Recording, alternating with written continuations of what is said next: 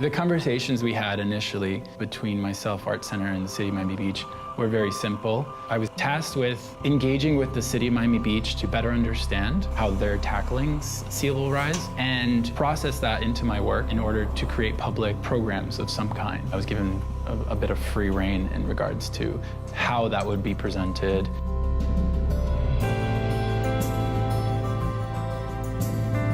Sand is the foundation for Miami Beach, and sand as this metaphor for a artwork was kind of too easy to let go. This is kind of a fun new project for Art Center. We've invited an artist at the beginning of his career, really, to come to Miami Beach, spend a full year with us, and dig in on the issue of climate change. One of the really cool things about this opportunity is we've been able to get Misael Soto embedded in city government. He shows up there regularly, he attends meetings, he's in the decision-making moments when we talk about sea level rise and climate change in our community.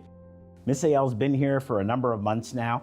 He is out there working every day with people, and then of course, the Sand Project is his way of really bringing all that together. It uses approximately 176 cubic yards of sand.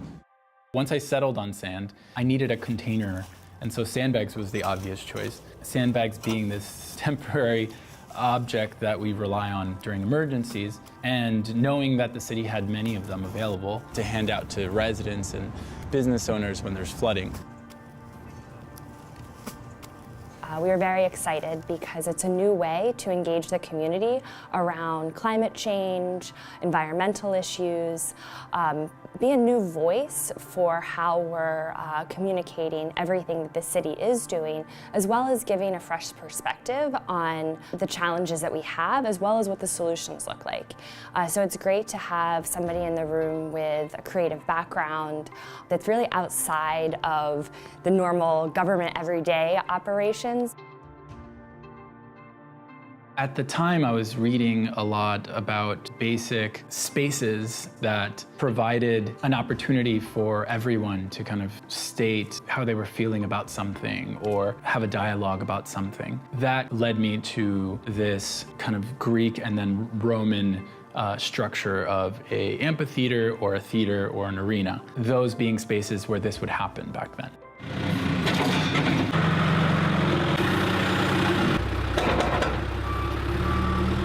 The surprise that I went through in the first week was just how hard the work was, the sheer kind of labor of it. The bags weigh upwards of 50, 60 pounds.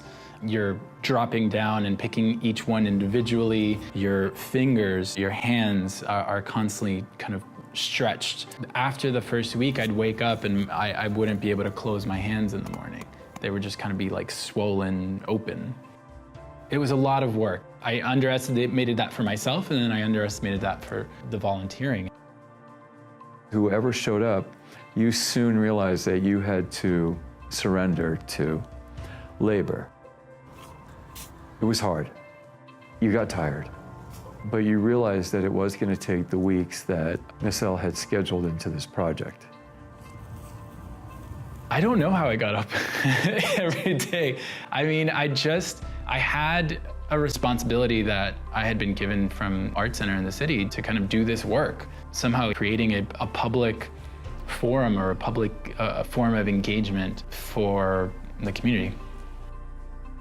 We've been building this in public, and as it's been built, we've been using the structure as an amphitheater and then a theater and then an arena to sit on and to host lectures, performances, discussions, all around the topic of sand. From our tribe, from our community, we appreciate what you're doing here. We appreciate the fact that you're acknowledging indigenous people into your ceremonies and events and allowing us to speak and to be part of what's happening. This country has to learn to be a community before we move forward. I've been asked to talk about sort of an historical overview of the beach. It's such a fascinating story, and a lot of you are familiar with bits and pieces, and maybe even more than that of the story, but I'm glad to share it with you, especially in this setting here. I just think it's so unique.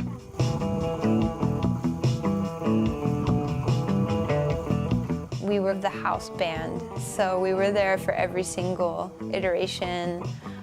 We'd perform a couple live songs, and then we'd do sort of mood music. And I ended up changing the lyrics to certain songs to make them about sand, and then I was playing with the sand and having these sort of poetic, unexpected moments. Part of it that has surprised me the most is the exchange that's created in our community. We're a community of a lot of tourists, but also we have 85,000 people on Miami Beach, and it's really begun to create some dialogue. And I think that's important for the issues that we're facing. I wouldn't go back and change a single thing. You know, to me, the structure was exactly as large as it needed to be because it was in direct correlation to how much work, how much hours myself and those who wanted to help could help and were willing to help. The amount of time that it's been finished, which has been 3 days, to the amount of time it took us to get to it being finished, which has been an entire month. In that side, it's like, oh, okay, so the piece is actually building it and it's not the final structure.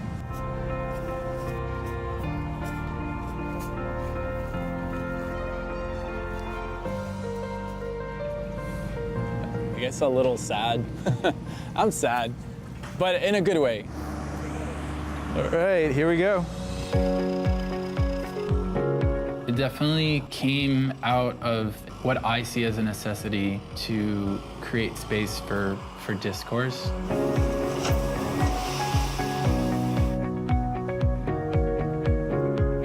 All of these bags will be emptied and the sand will go back at North Shore Park in North Beach.